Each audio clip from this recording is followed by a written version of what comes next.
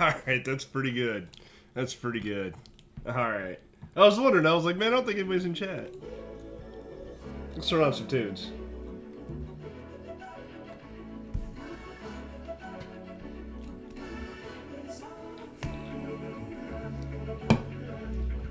What's happening, guys?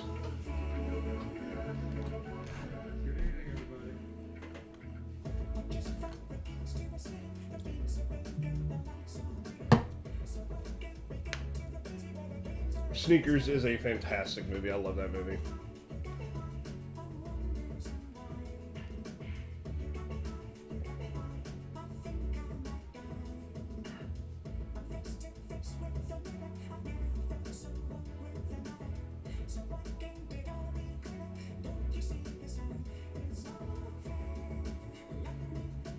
My voice is my password.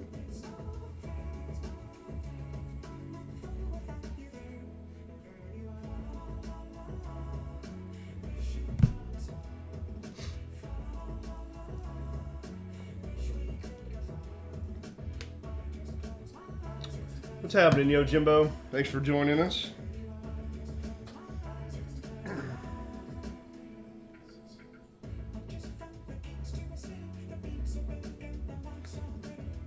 We'll get started here in just a minute.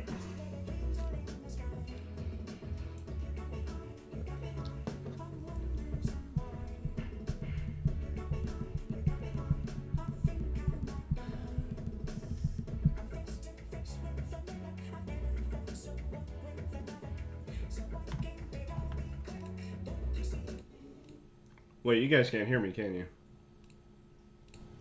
Might help if I turn the mic on. What's going on, folks? I didn't realize the microphone was off this whole time. Oh, you can hear me? Okay. No, you can't hear me. We could hear you. Okay. We can hear you. Aha!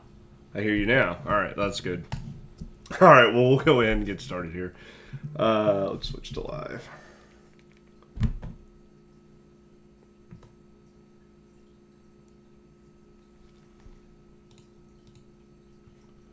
Here we go. So what's going on, folks? My name is David Boyd, otherwise known as Firedog. Appreciate you guys coming and hanging out on this Discord Hangout here. We'll be talking a little bit about physical security, how the landscape has changed a bit during the pandemic, and how much of it is still the same, with everything that's going on. As many things have changed, a lot of the same vulnerabilities that we've seen for years are still just as relevant as they were beforehand. A couple quick announcements. So we've got an upcoming webinar with Paul Sims and his team about optimizing your security budget. So if you're in that C-suite and you're trying to figure out how to make the most of your budget, I know that's on everyone's mind right now with with the finances and things.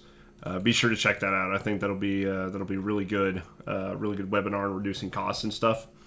Additionally, Larry and Ben, two of our great consultants on our team, will be doing a class at Wild West Hacking Fest there later in September.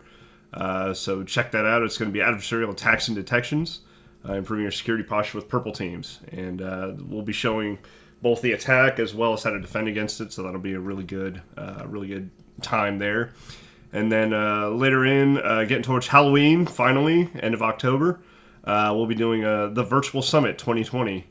And we'll have a training class on forensics with Tyler Hudak and his team, as well as some incident response stuff. So that'll be a great time. So go out and check that out. You can go to TrustedSec.com/events to see all the stuff coming up, as well as previous webinars. If you've missed those, you can sit there and watch those. So this is going to be a little informal. This was supposed to be my talk for this year, but 2020 happened in a big way, and COVID happened in a big way. And most of the conferences that I was scheduled to speak at were canceled or moved virtually. So I've kind of used that material to do this hangout with you folks. So you'll see me kind of skipping around slides and things, and that's perfectly normal. That's all part of it. So let's go ahead and get started. You already know who I am. That was my big spiel on the difference between penetration testing and red teaming. There is a difference, despite what the naysayers say. They are two very different methods of approach.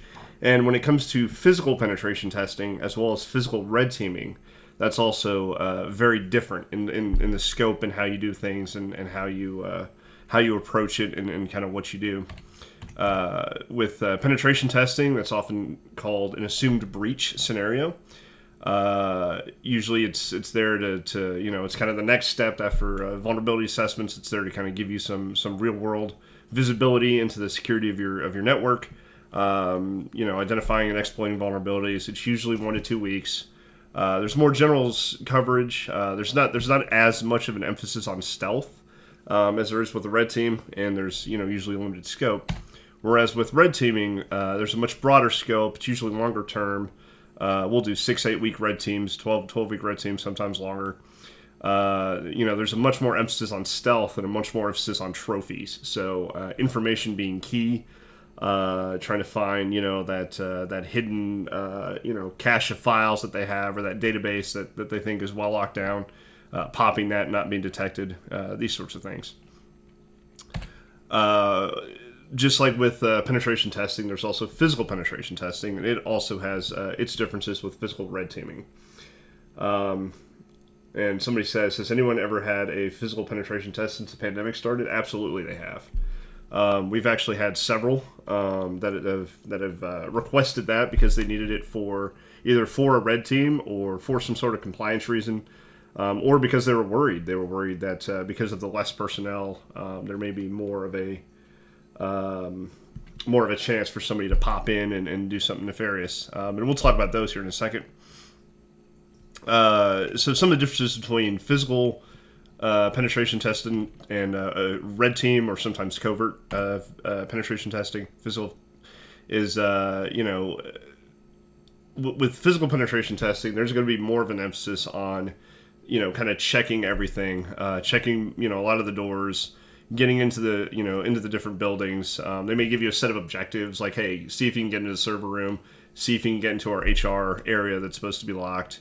As well as, they may add in some aspects of social engineering. See how many times you could tailgate, see how many folks hold doors open for you, different things like that. And then what I'll typically do is if the point of contact wants, at the end of testing, I will take them around and kind of show them some different things that I saw, make some observations with them, as well as kind of talk through some of the challenges and things that they're having. When it comes to covert physical penetration testing or red team physical penetration testing, that's very different. The whole goal of a red team fizz is to further the goals of the ongoing red team, the overall red team engagement. So we'll typically schedule these a couple of weeks after the red team has started, and they'll send me on site. And my goal is usually one of several things. It's to get more information that I can bring back to the home base. It's to drop rogue devices within their network. Try to get credentials. That's the big thing. Try to figure out some way to get credentials, and there's several ways we can do to do that. As well as try to see if I can get anything more that will help give the red team just that much more of a foothold. Several ways that we do that. Typically, I'll go in. During the kickoff call, we'll ask that off hours be allowed. So I'll go in, during the day and see if I can't clone some badges or kind of do some reconnaissance, some OSINT and things like that. And then I'll go in at night and I'll spend, several hours in the evening after hours scouring the building. I'll go desk to desk, office to office, room to room, and look for things like passwords on sticky notes. We just had an engagement here a couple months back where I spent about 3 hours on these 3 floors, and I just went to each and every single person's desk and took pictures of the sticky notes and sensitive information and stuff like that they had just laying around. Now, it had been laying around since March because nobody had been in the office, but they also had not done any sort of password changes or anything like that. They had not done the due diligence and the maintenance that they needed to do because everyone was working from home, and they were more focused on making it work and making the VPN and the remote work, as opposed to, well, we need to change folks' passwords or this or that. So some of that had kind of slid to the wayside because they were more focused on we want to make sure our users are able to get in and do the work they need to do, as opposed to let's change everyone's password in the middle of a pandemic. So passwords on stickies is a big thing. That's still a big thing, even during a pandemic. Like I said, I mean, there's still folks writing their passwords down and sticking them to their monitors, sticking them under their keyboards, sticking them on their phones, everywhere. It's everywhere. It's the several that I have done since COVID-19 started, I have found passwords in every single one of those engagements. Additionally, we'll drop some rogue devices. We'll drop a custom TAP device, if you know what that is, TrustedSec TAP platform, which is basically just like a little Intel nuke. I don't have any with me because they're all deployed. But we'll find a spot to try to drop that inline, or drop that somewhere hidden if I can get into a server room, or if I can find a desk that I know somebody has visited recently. We'll try to kind of hide it in there. Keyloggers are a great thing. Rubber duckies, shark jacks. I know Hack5 just released the key croc, and I'm still waiting on mine to come in. But once that comes in, I'm going to really play with that because that looks really cool. Additionally, if there's users, we might try to run some wireless attacks. I might spend some time trying to evade and bypass NAC. And then, like I said, we'll do it off hours, or we'll ask that off hours be put into scope, so that way I can do some stuff during the day as well as come back at night and have some freedom to breathe and to move around and do what I need to. Some of the excuses that we've heard, I could write a book about the excuses that I've heard as to why physical should not be in scope for red teaming, right? Oftentimes I'll get a C-suite that'll come to me and say, yeah, we're absolutely ready for a full scope red team. We've had several years of vulnerability assessments as well as penetration tests. We've shored up the gaps. We've trained our users. We've got EDR in place. We've got NAC. We've got, all that good stuff. We just don't want to include red team, or we just don't want to include physical. And again, like I said, I could write a book on the number of excuses. There's obviously budget to consider, especially now. I've heard that it's too scary. I've heard, oh, well, if a stranger walks into a building, that might frighten employees, or if you're too overt in trying to breach a door or bypass something, that might frighten the employees. I've had one guy say, oh, well, it's too much work for me because you're telling me I have to have somebody on call ready for you with that goof letter, with the get out of jail letter. Other excuses I've heard, well, we have guards. Guards are doing what they're supposed to. We have badges. We use badge readers. All our doors are locked and they remain locked. As well as, well, we know it's an existing problem. We just don't want to deal with it right now. You would much rather have a company like TrustedSec or, honest individual like myself go in and break through your doors and get into your server room and get into the HR office and get in wherever. You'd much rather have us do it and point out the flaws than there be a real incident of somebody breaking in and doing that. If we point it out, it's less disastrous than if you end up on the 6 o'clock news because you got a break-in attempt or something like that. For the too scary, oh, you might frighten employees. We are, and I'll say me, myself, I am extremely cautious in how I do these. I am extremely, very quiet.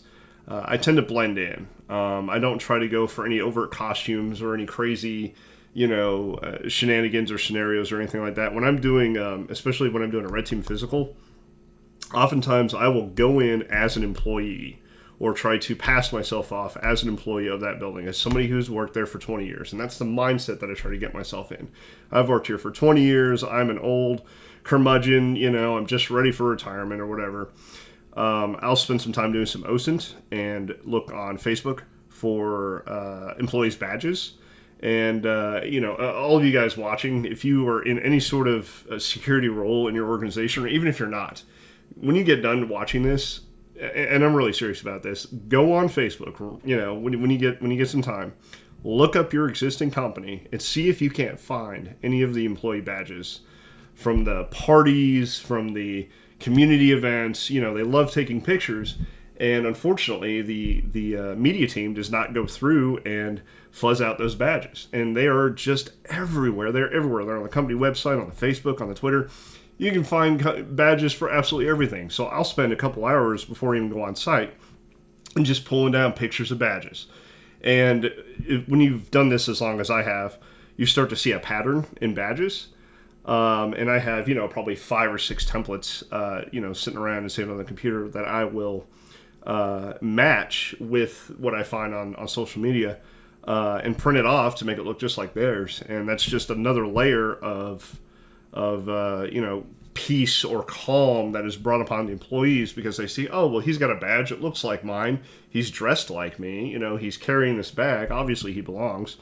Or if I've gotten in already and they see me getting in and I'm walking with a purpose, I'm looking down at a clipboard or a leather portfolio or something, or I'm on a call. People don't like to be confrontational. They don't want to bother folks. They don't want to confront folks for the most part. That's the same that's been true for 20 years. Now with the age of cell phones and mobile devices, everyone's looking down at their phone. And I've noticed that a lot, especially in the last few years. Nobody is looking up and kind of looking around and greeting folks and how's your day and this and that. Everyone's looking down at their phones. And that helps me from an attacker's perspective because now I can just, keep walking, getting where I need to get or whatever because folks aren't paying attention. Guards can be talked to. Guards don't really, bother me so much. For the most part, if you're friendly with guards and you look like you belong, it's been my experience, and I've been doing this a while, that they're not going to bother you. They're supposed to be there to protect the organization. They're supposed to protect folks from getting into places they don't belong, as well as monitor cameras and different things like that. They have different roles, but I have found, again, that if you don't try to hide from the guards and you're not trying to be sneaky, if you're just being upfront and you just, like I said, you act like you belong and I make it a point to wave to the guard, or if I could see the guard's name, I'll call him out. Hey, Joe, how's it going? Hope things are well. Hope you're well. They're usually friendly back. Oh, hey, yeah, good to see you. So that when you try to do something like clone a badge. When you try to do something like swipe that fake badge through that reader and it beeps, but it still, it doesn't let the things down or whatever, they're more apt to be like, oh, this was just a mistake, you belong here or whatever. I had an incident this year, as a matter of fact, where I wasn't able to get a good badge clone, and I'll show you that here in a few minutes. I wasn't able to get a good clone, a good read on a badge. But on certain LF readers, if you swipe an LF badge, it will still sound a beep. You'll hear the beep, a light will flash, whatever. And there's a mental kind of trigger in people's minds when they hear that beep. They assume that the gate is going to go down, or the door is going to open, or something like that. Or they assume that you belong, right? That beep is kind of a mental, it's really strange, but it's kind of a mental trigger for folks. And they go, oh, well, it beeped. And when I've interviewed folks afterwards, after, different incidents and things, oftentimes that's what I'll hear is, oh, well, his badge beeped, so I thought it was fine. So if I swipe that badge, so the story is I swiped that badge and it beeped, but the gate didn't go down. And the guard was standing there, and he was like, oh, man, that's weird. And I'd been talking to him the whole time or whatever. So he was fine to swipe his badge and let that gate drop for me to go through, because I had been talking to him the whole time. And in that 30 seconds, we built up a camaraderie. I'd researched the local sports team and been like, man, it sucks that whoever aren't playing, that we're not going to be able to see any good games this year. Oh, yeah, man, that does suck. And so I beeped it. And he heard the beep, but the gate didn't go down. And he goes, hey, here, I got you, boss. And he swiped his, and I was able to just go right on through. Guards can be bypassed. Badges, I've already talked about. That can be, LF badges can be cloned. We've got a long-range cloner that'll show you. And then locks, if locks are not, if they're not good quality locks, if they're not installed correctly, or if they're just kind of there for show, those can also be bypassed. So you heard the quote from the CISO. My quote is, you should absolutely allow me to break into your building, especially now, especially during COVID. Physical should absolutely be in scope for every red team. If you're an organization and you're ready, and you've stepped up to the plate and you're ready, you have all the protections in place for a red team, then you should just go ahead and allow physical in scope, because that is one more area of attack that needs to be looked at. Oftentimes there's this break between the IT department or the technology department and the on-site facilities guys, or the on-site facilities engineers, or whatever you want to call them. There seems to be this break between the two. And I hear IT go, well, that's not our problem. That server door isn't our problem, because that's facilities. They need to be locking it. They need to be in charge of it, what have you. And vice versa. I hear facilities go, well, that's not in our realm. That's IT's thing. They deal with it or whatever. And that's not the way to be. That's not where you need to be. You want facilities and IT to be kind of married, because one is helping the other and vice versa. That server room door is not necessarily just IT's problem. That's also facilities' problem. That entry door isn't necessarily just facilities' problem. That's also IT's problem, because if you get through that entry door, well, what's next? The server room door usually, or cloning a badge or something like that. So when it comes to the security of the technology that you're trying to secure, your facilities guys should absolutely be included in some of those meetings and in some of those emails. They should absolutely be included in some of these review calls. When you do if you do your quarterly security review, you're checking your patches and you're making sure you're up to date on the latest, OS and applications and things like that. You need to make it a line item, or make it a point to also include, well, we've got the software security down and the web security down. What about the physical security? Have we walked through with facilities and made sure that these doors are still hung correctly, that they're still locking and latching correctly, that they're still closing? Are we making sure that our users are being educated to not, be tailgating, to not allow tailgating, to not be holding the doors open for folks? Or have they gotten slack over the years? Different things like that. There's a plain picture. A couple things that we do when it comes to physical or covert entry. Some of the most popular ones are rec sensor bypass with a can of compressed air, and I've got a video I'll show you of that here in a minute. Loading latches, under the door, over the door tool for doors with levers, badge cloning, as well as a mixture of different social engineering tactics like tailgating or holding a bunch of food in your arms and asking somebody, hey, can you get the door, or making a motion towards the door. That's gotten me in a couple places. And again, even this year, I wasn't able to get in the facility. I wasn't able to get a badge clone. I was able to get into the kind of the main breezeway area, but the elevators had badge readers on them, and I wasn't able to get a good badge read. So I went out and I got a bunch of food and some donuts and stuff, and I carried it in, and I had the fake badge on my hip, and I made it a point to like tip the food a little bit and kind of act like I was struggling with it and I was going to spill it and stuff like this. And one individual let me right through the gate, and another individual hit the elevator with their badge and asked me which floor I wanted to go on. And I was like, oh yeah, I'll go on this secured floor, right? So they were happy to hit the badge in the floor, and I even offered them a donut, which they passed because they were on a diet or whatever. But as soon as I got off that floor, I just took the food into the break room and carried on throughout the rest of the building as I needed to. Because once you got past that initial entry, everybody was like, oh, you're fine, you belong up here, you're good. Just some reminders. As I'm talking about this stuff, physical penetration testing is not wizardry or voodoo or magic. There are some folks that think that this is all just kind of wowsy, awesome, and it is. It's fun, but this is not magical stuff that we're doing here. First responders, locksmiths, maintenance facility folks, they have been doing all the techniques that we're talking about forever. When I show you the under the door tool, you'll find that several hotel maintenance workers actually have that same tool that they keep in their office to slip under if they need to and open the door if the badge reader goes down or they don't have a key or for whatever reason. That's their backup, is a UDT, and they've been doing that for years. I'm going to show you some tools. Like I said, I'm passing through this because it's kind of a modified talk. But I've got a 2-camera setup. It's kind of fancy. And I'm going to switch over to the other camera and actually show you the tools live.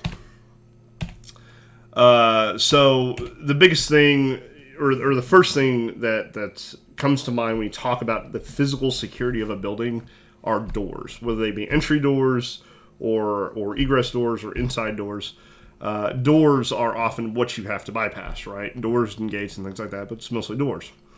And some of the stuff that we see with doors are improper installation, whether or not the door hardware has worn out, the foundation where the building has shifted because tectonic plates are moving, and this could lead to latches not being properly deployed.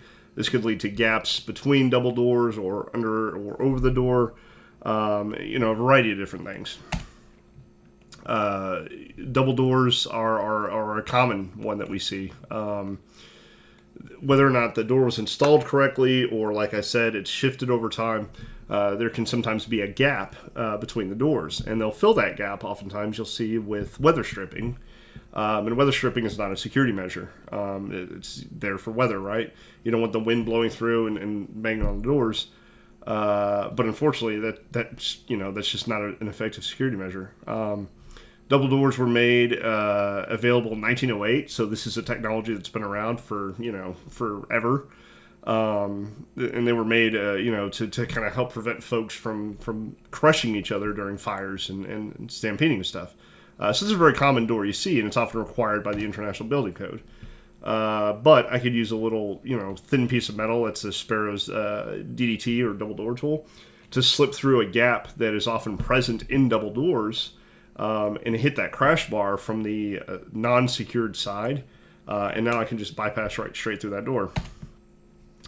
You can see in this picture here, the gap has developed over time. I could slip that tool through and hit those crash bars from the other end and walk right through.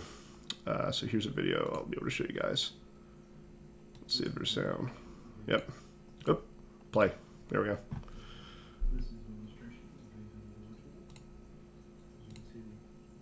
Oh no. Okay, hang on. Oh, there we go. Make it a little bit bigger so you guys can see it there. So gap in the door, you can see some weather stripping. You can tell this door is, slightly older. It's worn out over time. So I just kind of feel for, a gap in the door there. Slips off.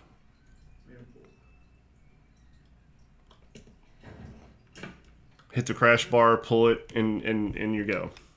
And it's really that simple. If, it takes just a matter of seconds, pop it in, hit that crash bar, and pull the door. Now, with some doors, you'll see there'll be a rec sensor up on top, and I think I have a video of that.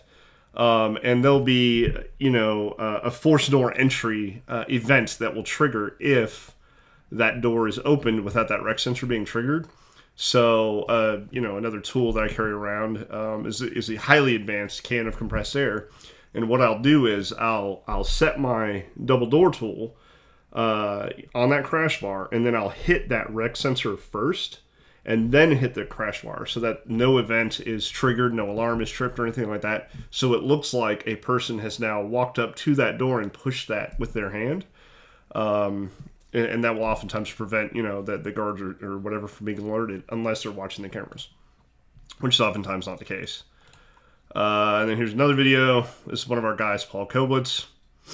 This is just to kind of show you how quick and easy it is to just kind of get in there and pop that door. And that's an egress facing door. That's an outside door, with a badge reader on it. And you don't need a badge reader. You can just walk right in. The remediation for that, they make these metal plates that you can buy, that you can bolt to the door. That's usually the cheapest and easiest way to kind of fix that, as opposed to buying new doors or trying to rehang the doors. And that'll help cover that gap. Electronic access controls, rec sensors. One of our guys is actually going to be putting out a more detailed blog about this here real soon. He's got some test kits and things that he bought, and he's really kind of just dove headfirst into rec sensor, technology and stuff like that. So he's going to break down the nitty gritty of it in a really cool blog. So be on the lookout for that. But essentially, if the rec sensor is installed incorrectly on either a fail-safe or fail-secure,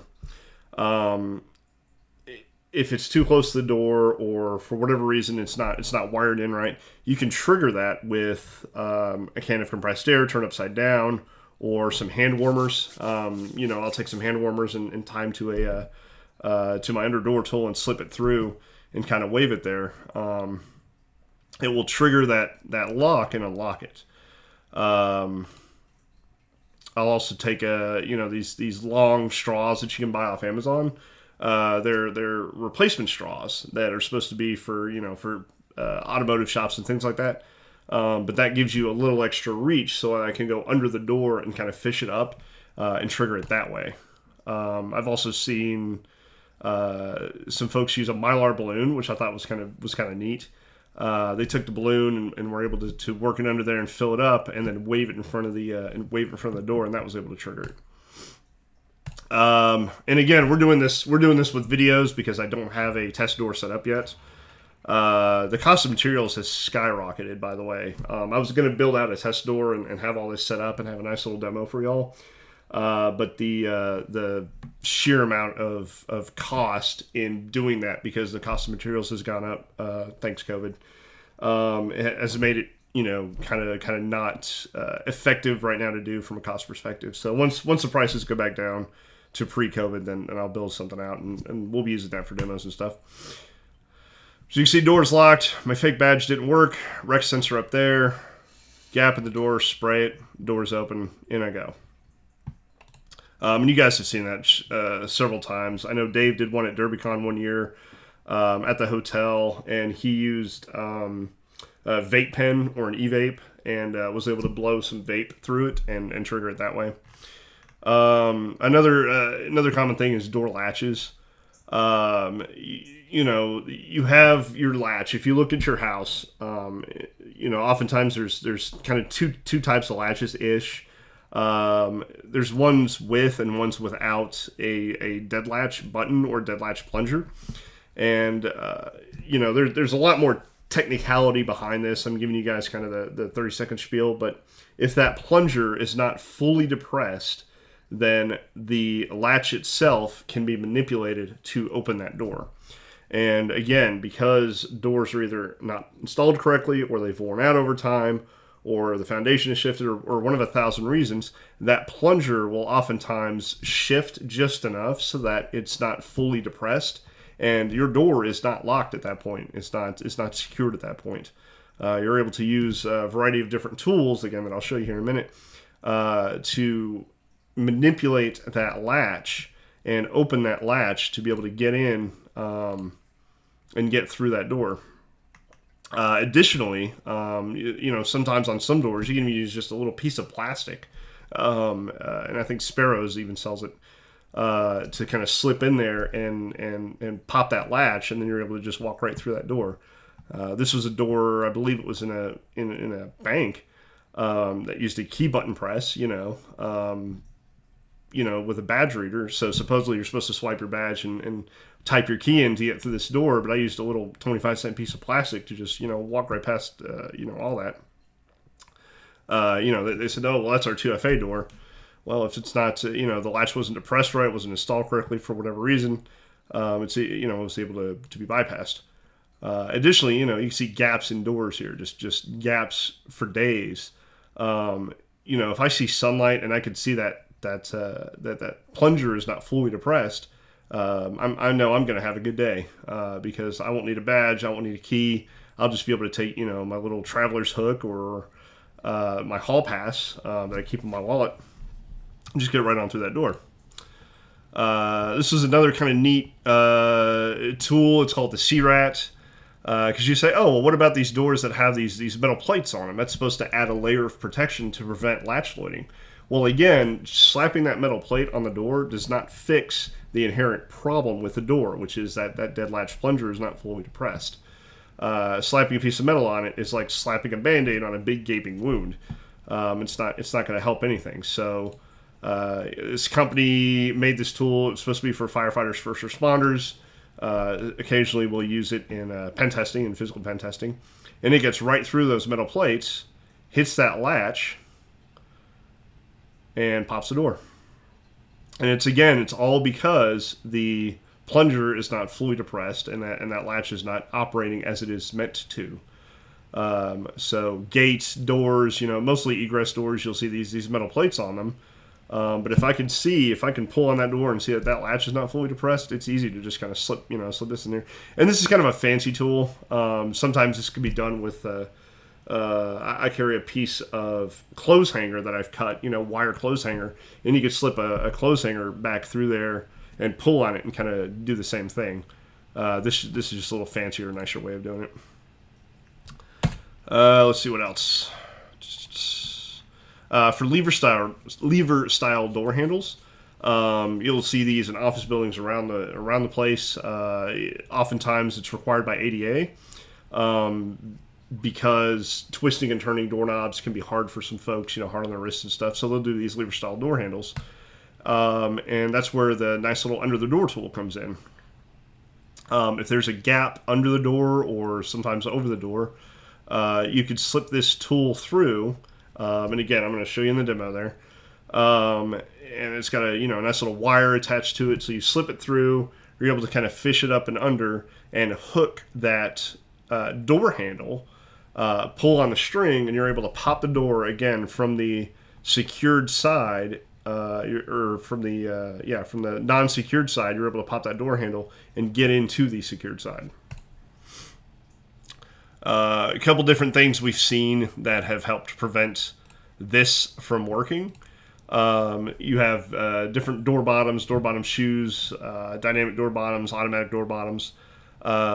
We had a guy that drilled a big piece of wood into the door because that was the cheapest option for him, and it prevents that arm from swinging and trying to get it and capture that door handle.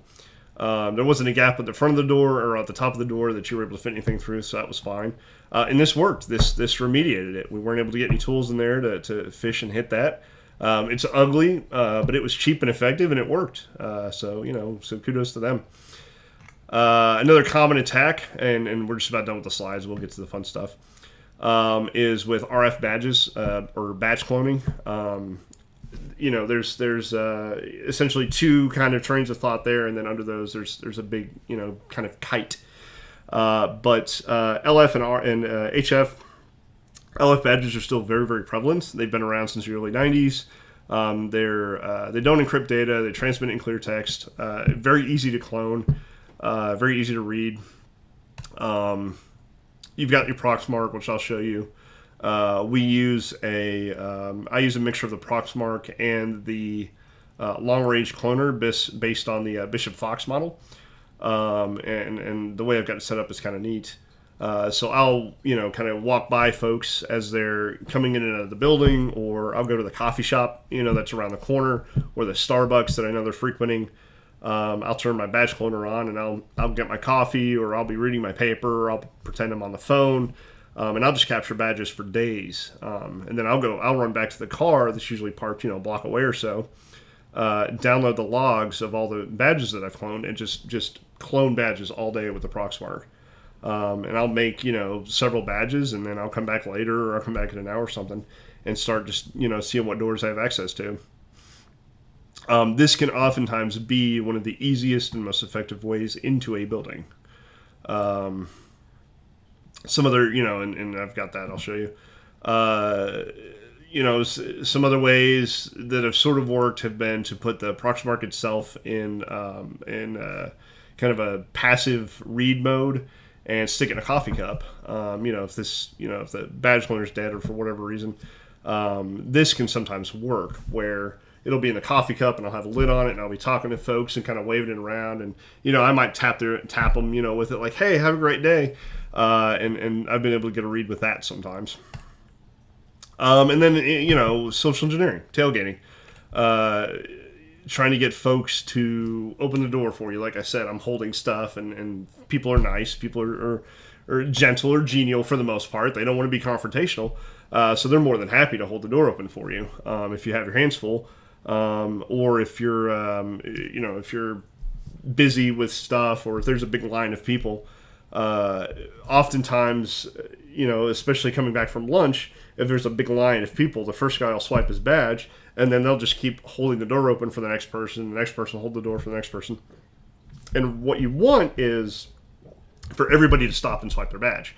But again, with some of these readers, even if you don't have a working badge, if you can hold a fake badge or a badge that's transmitting any sort of a frequency, you'll hear that beep, and if people aren't paying close enough attention, or if the guards aren't actively monitoring that one badge reader, they'll let you right on in. Oh, well, your badge beeped, you're fine. You even made the effort to hold your badge up. Is what we've heard a lot of. And then sometimes you get lucky, and folks just leave the door open for you. I've run into more than once where I've seen an egress door, and it was a nice day. It's a beautiful spring day. And they just want to prop the door open, into their super secure facility to let the breeze flow in. So, none of my crazy bypasses or anything needed. I could just walk right in there. So yeah, sometimes like I said, there's no tools needed. Sometimes I could just walk in. This was at a facility where I was able to just follow a guy from the parking lot in the parking garage, through a secured elevator, through a secured entry door, and into this secured part of the facility, just by following him and swiping my fake badge. There's nothing on that badge. There's nothing written on it. But because I made the effort to swipe it, and because he heard the beep or he saw me making the effort, he assumed I belonged. And he was interviewed later and said, yeah, I knew the guy followed me, but he swiped his badge. So preparation, and again, we'll talk about the tools over there. The most important thing is the get out of jail letter. TrustedSec has a good kind of template to use that we've developed in-house for free for the community. If you're looking to get into this, that is free to use. That's pretty well written. It's on our GitHub. You just go to the TrustedSec GitHub, download that, and that can kind of give you a starting point if you don't have one. That is the most important thing. You need to have your goof letter. It needs to be signed by your point of contact and whoever else is going to be on that. The phone numbers that they provide need to be accurate, and there needs to be somebody there to pick up the phone in case you call. I have hardly ever had to ever use my goof letter. I can think of a handful on one hand in the last 10 years. But when I do have to show it, it's because it's at that point where, law enforcement is about to get involved, or an employee's, revved up enough to the point where it's fight or flight, or something like that. And you need to be able to calm the situation down and have that. But should somebody need to be called, they need to be there to answer the phone. And there has been an incident where an individual gave us a number, and that individual did not know that they were going to be on the letter, and then they weren't going to be called. This was several years ago. But when they got the call, and this was not with me, this was another employee, they were like, I don't know what in the world's going on. What is this? And that's not a situation you want to be in. You want to make sure that whoever you put on the letter knows they're going to be on the letter, knows what it's for, and is actually going to answer the phone. OSINT, I've already kind of touched on that, going through and looking at Facebook, looking at social media, Twitter, LinkedIn, all that stuff, taking a look at the buildings as well as the personnel. How are they dressed? Are they in t-shirts and jeans, or are they in button-downs with ties and suits? Because you kind of want to match, depending on your pretext, you kind of want to match what they're wearing. You don't want to go into a publicly traded, super high elite law office in shorts and a t-shirt. Probably you're going to look at a place and instantly people are going to start looking at you funny. Google Maps will give me just an absolute plethora of information. I love Google Maps. Google Maps probably does not love me, but you can get entry points, you can get cameras, you can get parking lots, you can get all sorts of information just by Google mapping your location or the target that you're going to hit. Oftentimes the picture's clear enough that you can look and see what kind of doors you're going to be coming across. That entry door is a double door, or that entry door has a rec sensor on it. There was even a couple of incidents where, for whatever reason, Google Maps had made a deal with a client or a customer or whatever, and allowed them to go through, because this was a state-of-the-art building, and do full 360 pictures of the inside of the building as well. So you were able to, on Google Maps, in real time, kind of walk through the building. So I was able to, and I've seen that a couple times now, where I was able to just plan my entire route of attack from egress point straight to the server room, just all on Google Maps. I knew all the doors I was going to have to bypass, the tools I was going to need. I was ready to go. Additionally, there are some places that I've seen now, typically financial institutions, where there's cameras set up at in the parking lots, at the beginning of the parking lots or in the drive-thrus, that will tag license plate numbers, and it will tag it and then make a note of it in some database somewhere, send it to some guard. And if you're an unknown individual, this isn't like a public bank, this is like a headquarters or something, and you drive through and they have your plate number, if you come back, then I've seen some of the more astute, paying attention guards will make a note of that and be like, hey, that guy was here yesterday, or hey, that guy was here earlier this morning or this evening or something. So oftentimes what I'll do is, if I know I'm coming across something like that, is I'll take an Uber and I'll do a drive-through with an Uber driver, and I'll just tell them, hey, I need to hit the ATM, or if it's an employee building, hey, I just need to drop this thing off, just wait for me. And I'll take the Uber and have them drive around and then pretend like, oh, I forgot my badge, or I forgot my thing, just take me back to the hotel or to the building or whatever, and I'll deal with it later. And that will help kind of shake the license plate tagging that I've started to see in the last couple of years. Here's that GitHub that I was talking about with our physical docs. Once I'm on site, what are some of the things that I'm going to do? So I've passed the egress doors. I've gone in. Ready. I'm past the guards. I'm in the main office suite. I'm ready to go. It's late at night. It's quiet. I have the building to myself for several hours. For red team covert entry especially, I'm trying to get information. Like I said, I'm trying to plant devices that remotely call back to the red team. I'm looking for passwords on sticky notes. I'm shuffling in people's drawers. I'm looking through their filing cabinets. I'm trying to see if I can drop any sort of rubber ducky payload because their lockout threshold was too long and somebody left their computer unlocked or what have you. Shark Jack and Mouse Jack are also great, both on hours and off. If they're using certain vulnerable wireless HID devices, I'll sit in a conference room across the way, or I'll sit in a spare office, and I'll just sit there and I'll just Mouse Jack, and I've gotten creds that way as well. And then I just feed those back to the red team in real time. Say, hey, here's some creds. Hey, here's some, here's some things. Wireless keyloggers, another great thing. With the rise of COVID-19 and this pandemic, there have been less people in the office, so those attacks have been much, much harder to pull off, and in some places impossible because there's just nobody there. But there are typically telltale signs that somebody is visiting the office semi-frequently, because you'll look in other offices and you'll see a stack of mail, or you'll see a stack of notes, or you'll see a stack of whatever. You'll know that this office here has not been touched since March, because you can look and see, oh, there's a bunch of mail dated from March. But you look over here and their stuff has been shuffled. Their desk is relatively clean. You can see that they've logged in recently. There's typically signs that somebody has been there. Or if you've been watching the building for a couple days, you can kind of get a feel for who's actually still coming in the office. And that's where I'll plant my keyloggers, or that's where I'll try to do some mouse jacking, different things like that. So we'll do stories over there, a couple different things, and then so let's switch over to the other camera here, and let's see if this works. All right, I don't think that's gonna work if I switch that way, so let's do it this way. Boop, there we go. All right, so you guys can see my other camera, right?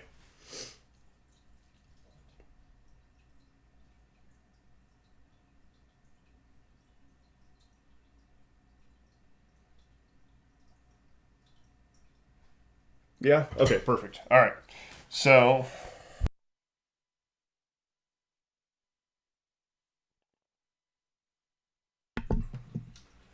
let's talk about some of the stuff that is in my bag that I kind of carry around with me, or in my bags, right? So obviously masks. Masks are really starting to become a help. With physicals, and I don't think that we're going to go to a non-mask workforce anytime soon, at least anytime this year. So everybody and their brother's wearing a mask. It makes facial identification and things like that a little bit tougher. Plus, because there are less folks going into the buildings, if you're there, the assume that I've been hearing from people, or the assumption that I'm hearing from folks is, if you're going in the office, then you obviously belong, because most of our force, or most of our workforce is remote. So masks are really actually kind of helping me out a lot with that. I've seen some companies that are going to branded masks, so you'll see the mask and they'll have a little company logo in the center or in the corner, stuff like that. And I would consider that a kind of a cute but unique and effective security measure. Because if you're an employee of that company and you don't have an employee mask, then people are going to kind of look at you funny.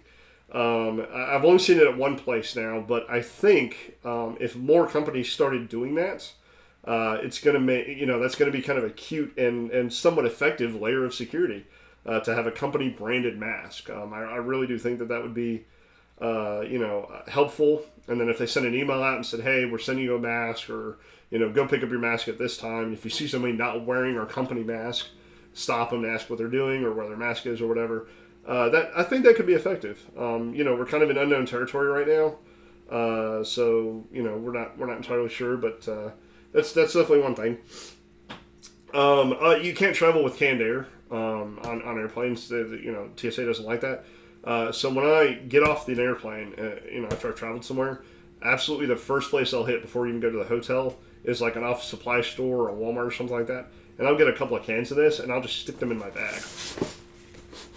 Because I would rather have it and not need it than need it and not have it. And there are often times, again, where, a rec sensor is in play. And it's good to have that on there. And this is just a generic laptop bag I got off Amazon. Nothing fancy about it. I got the one that's padded. And, you try to get one with as least amount of metal as possible so you're not clanging around. And then in there, I'll keep, my long hose, extendo hose there for my canned air. We have our badge floater, which is just like, badge readers that you see in parking lots or, older buildings or stuff like that, or in parking garages. You'll see these older badge floaters. And again, this is based off the Bishop Fox model. So let me crank this open here. And it takes a plethora of AA batteries there, but you've got your Arduino board here, and it's all wired in, and then you've got a memory card reader there. So as I'm cloning badges, it'll write to that card, and then I can take this back to the hotel or back to the car, pull that card out and pull those badges off, and then clone them with my badge reader, with my Proxmark. This has a pretty good range. It's 3 feet. Environments notwithstanding and different things. But I'll typically turn it on, and then it'll sit in this bag, and I'll have this bag just kind of sitting on my hip or whatever, or in my hand. And as I'm passing by folks, I'll make it a point to turn the bag from hip to hip to try to match wherever their badge is, because oftentimes they'll be on their hip or their chest or something. You swing this around, it's easy to get, usually within good enough range to get a good read there. So I'll get on site, I'll have my little laptop bag, and then I'll have my little leather portfolio. This just looks like a generic leather portfolio. It's just got paper and stuff in it, but it's got this nice little pocket here, and that's where I keep some goodies. So I have the Sparrow's, plastic shims I kind of keep in there. Some extra plastic shims. I've got some spare empty badges and badge holders that I might keep in there, because these are just little thin plastic badge holders. And sometimes they'll break, or it'll be a hip badge versus a chest badge, so I keep a couple of those in there. My, hacker keys, as they were. It's got, the standard CH751. It's got an A126, an old Ford Fleet key, a couple of elevator keys, some safe keys, 16 120s, a couple different things like that. I'm going to get some more. I need to find some more elevator keys, and there's actually a site I was looking on online just the other day, and I'm going to throw those in there as well. But, these will come in handy sometimes, especially the CH751. I've been able to use that a lot. To get through filing cabinets and things like that. What else we got in here? We've got our traveler's hooks, and again, these are just great for latch loading.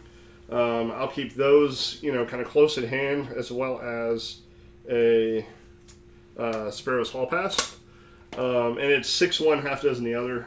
Sometimes this will get me through a latch, and sometimes this will get me through a latch. It just really kind of just depends on the door and what I'm looking at.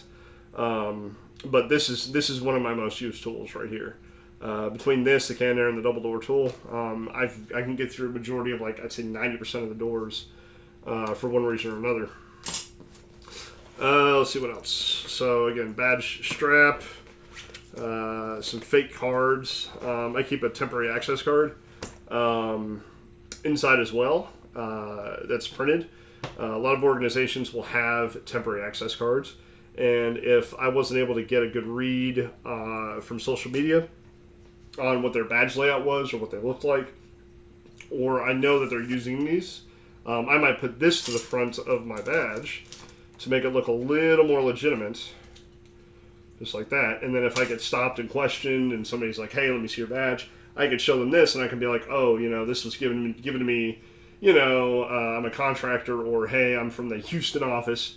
During OSINs, if there's multiple offices, I'll always say I'm from the other office. So I'll say I'm from the Houston office, or I'm from the Denver office, or something like that.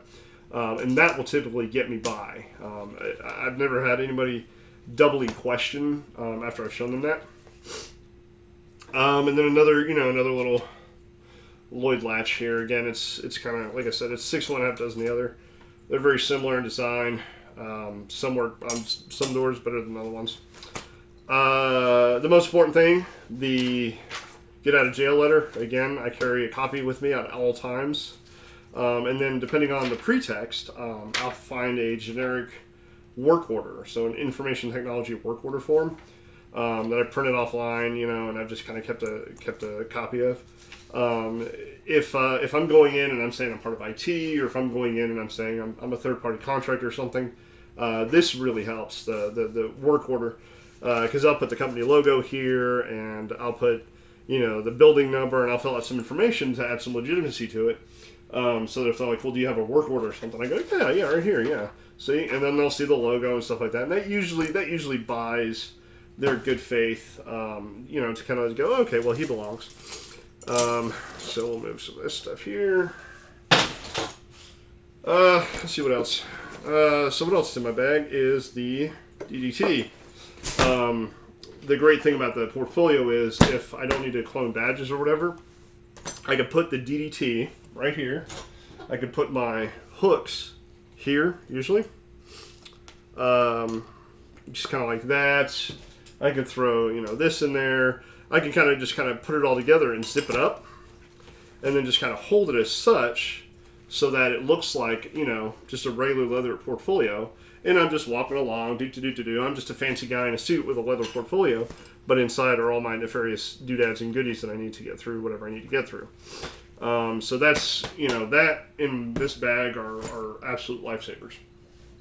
Now, with that being said, the UDT is kind of big and kind of big and curmudgeonly there.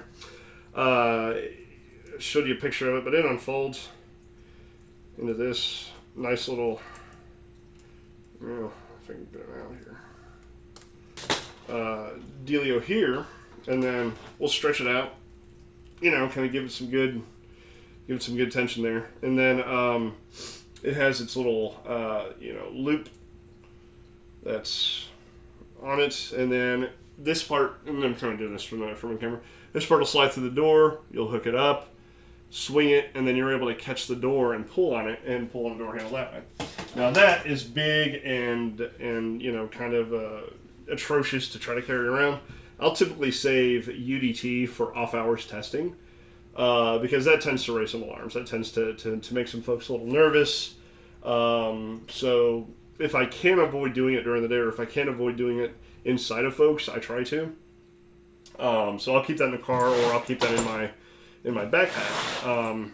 I used to use a much brighter, kind of bigger backpack. I thought I had it in here. Yeah. This thing. Stand by. So I used to use this thing, and it was fine. It worked great. But it was big, and it was kind of floppy, and it had all these pockets. And it's got, different colors and things. And I was finding that this stuck out more in certain buildings and in certain environments because of how just big and kind of floppy it was. So I've recently switched to this kind of slimmer profile. It's just an Amazon bag. It's just gray. It doesn't stick out. It doesn't have all these floppy bits and things. And I found that I'm able to sneak around better with this than I was with the other bag. So I'm still kind of testing this. It doesn't have as much room as the other one, and I'm still kind of finagling where everything goes. But it does fit the UDT. The UDT does fold up and fit in here.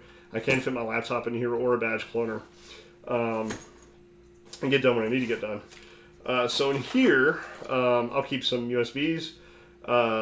Most of the time, these will have different payloads that the other Red Team folks have crafted that can be deployed if I find an unlocked terminal, or if we find credentials and we're able to log into a terminal or something. If we can safely deploy a payload that we've crafted in-house that we know will get around EDR and stuff, I'll typically do something like that. Some little keyloggers.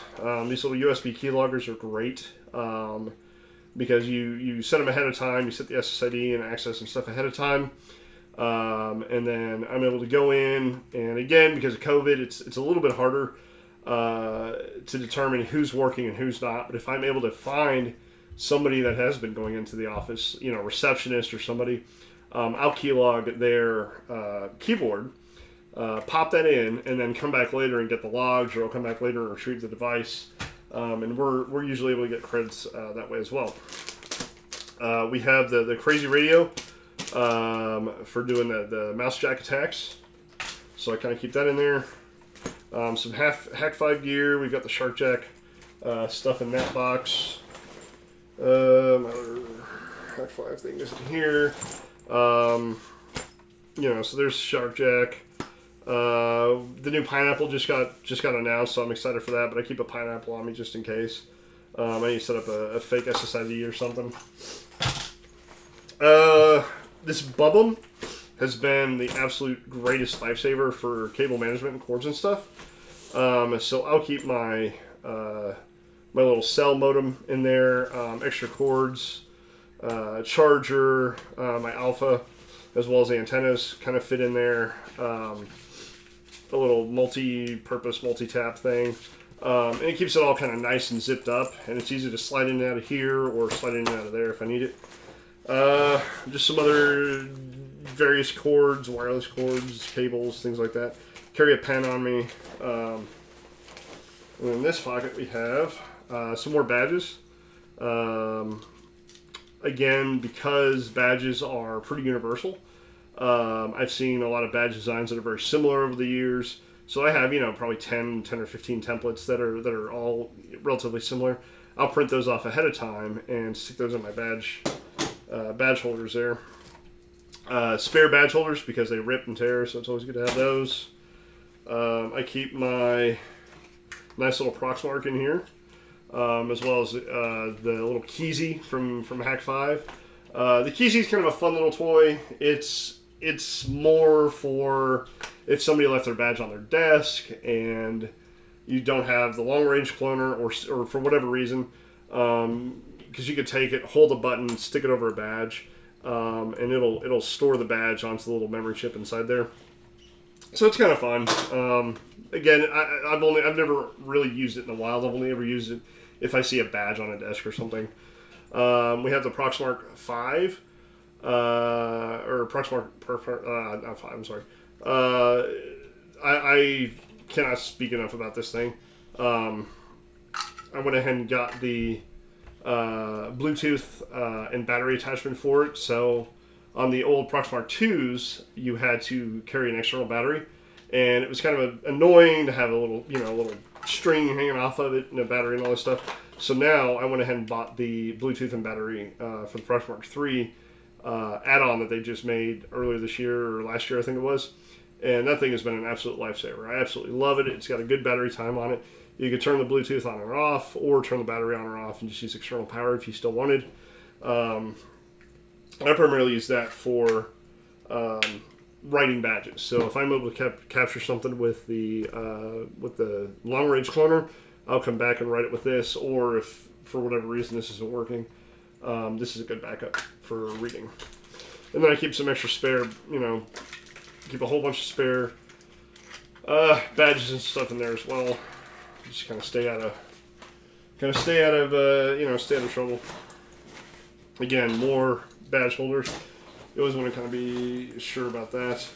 And then that's pretty much it. And then I carry my laptop in here if I need it. There are other tools that they get deployed and used sometimes. There's a big rare earth magnet that you can slap to the side of those push button pin locks. And sometimes those will activate those locks or deactivate those locks, so you're able to get through doors that way.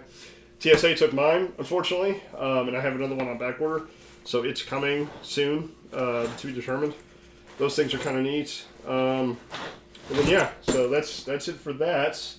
Again, like I said, these two things here have proven to be probably my best two tools because I'm able to kind of swap out what I need in and out of these and in and out of this bag. A spare mask too. That's another thing. If you're doing this during COVID-19, matching the masks has also proven to be effective. So I keep the medical ones on as well as my personal one. And then if they're using, I've only seen one place where they're using employee branded masks. And I just asked the guy, I was like, hey, I left my employee mask at home, and the guard had some at the desk, and he just gave me one. So that's effective there. And then we'll switch back over and finish up here. So let's see if this works. Ta-da! There we go. Multi-camera setup. Fancy, right? And so OX Overflow said, did I hear 3 feet range? Yes. So on the Bishop Fox model of that long range cloner, there is 3 feet theoretical range. Again, environment notwithstanding, I still have to get, relatively close enough to get a good read. But it's 3 feet ish. We'll say ish at the end. Couple things, reading materials if you want to read more about this. We've got a blog, Wrecked by the Rex. That's also going to be updated here soon. Jason Ashton, Nine Wires, is writing that, and he's working on that. A couple other blogs, 3 most common security flaws, as well as Let's Build a Badge Cloner that talks about that badge cloner they use over there. A couple good books. I can't speak enough about Chris Hagney's book. Social Engineering, the Heart of Human Hacking. You've got a couple other ones from Mitnick, as well as Jason Street. He wrote Dissecting the Hack, which is kind of a neat little. It's like a story mixed in with some physical elements and things like that. So those are great there. And then there's a lot of videos on YouTube. So there's Lockpicking Lawyer. There's the Not So Civil Engineer. They do some great videos. Whoops, let's type it right. They do some great videos. I'm basing my demo door that I'm working on sort of on his design, and I'm kind of just spinning it and turning it into my own thing. And then of course my channel. I have to pimp my channel. You can find me on FireDog on YouTube. I'm eventually going to have kind of a multi-video tiered course about door bypasses and some of the different tools and things that they use, so be on the lookout for that. And then as well as, like I said, the Lockpicking Lawyer. He's also got some great stuff. He does a lot more lock sport and lockpicking because he is a lockpicking lawyer. And I've had some folks ask me, well, why don't you talk about lockpicking more? And it's because in my experience, I haven't had to pick through very many doors. Most of the time, there are other ways to get through them. I've saved the lockpicking for things like filing cabinets and things like that. But for the most part, on egress doors and interior doors and stuff like that, there are oftentimes other ways to bypass these doors. I know some folks also like to use those inflatable wedges. And I'm on the fence about using those. We do non-destructive entry, and if you are trying to wedge a door, there's a slim chance, but there is a chance that there could be some damage done to the door, done to the latch or the mechanism or anything. As well as with picking, there is also the chance that it's slim. It's very, very slim, but there is the chance that you could potentially harm the door in some way. And really, I haven't needed to. I'm an okay picker. I'm not the best picker in the world. I can pick through some simple locks and things. But most of the time, there are other ways in. And I save lock picking for the very, very end if there's just absolutely no other way in. And I've never had to go that route when it comes to entry, when it comes to some sort of entry or anything. So that's going to be it for me. That's my hour. I appreciate you guys coming and hanging out. Thank you so much for joining us. Be on the lookout for the next Hangout. We'll be trying to do these, some more of these here soon. And let us know if there's a topic you want us to talk about. I'm sorry that I didn't have the demo door ready in time, but hopefully for the next time I'll have that up and going. And be on the lookout for some demo videos and things like that. So hit us up on Twitter. Hit us up on Facebook. Hang out in the Discord. Let us know if there's a topic you want us to talk about, if you like us doing these. And we appreciate you guys coming and hanging out. And I'll be hanging out in the Discord, so if you want to chat there, come join me in the voice. Additionally, I hope you guys are staying safe and well. I hope you guys are keeping your head up. I know that everything is kind of hard right now. And this is me going off the rails, so just bear with me. I know things are hard right now. It feels like the whole world's on fire. It really does, and it feels like there's more hatred and vitriol in the world now than there ever has been. And but really, there's always a sunrise. There's always a light after a dark. There's always the sun is gonna rise tomorrow. And no matter where you are in your life, no matter what you're dealing with in your life, no matter how hard you're struggling, I promise you, as somebody that has had a lifetime of struggles and still deals with stuff, that it is not going to be forever. We are not going to be in this season of darkness forever. We are not going to be in this hatred and this vitriol, and the world's not going to be on fire forever. It is going to get better. I assure you of that. It's not all doom and gloom. We're not all spiraling towards the end of the world. Things are going to get better. Your life is going to get better. No matter what you're struggling with, you are not alone. Reach out. Know that there's a whole community of people that care about you and that love you. All you have to do is reach out. Even if it's just like, dude, I'm struggling. Dude, I'm hating life. Everything is hard, whatever. Things are going to get better. You're not alone. And you don't have to deal with this alone. You can seek help. You can get help. You can find help. And there are people that love you and are going to be there to help you no matter what you're going through. So keep your heads up.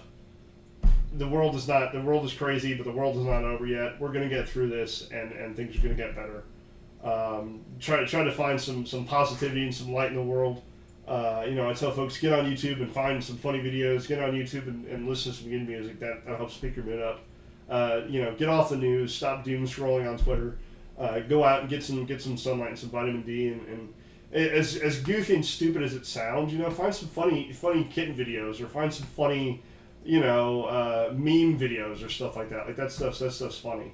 That'll help boost your mood and stuff like that. So that's it for me. I'm gonna hang out in Discord. Thank you guys so much for joining us.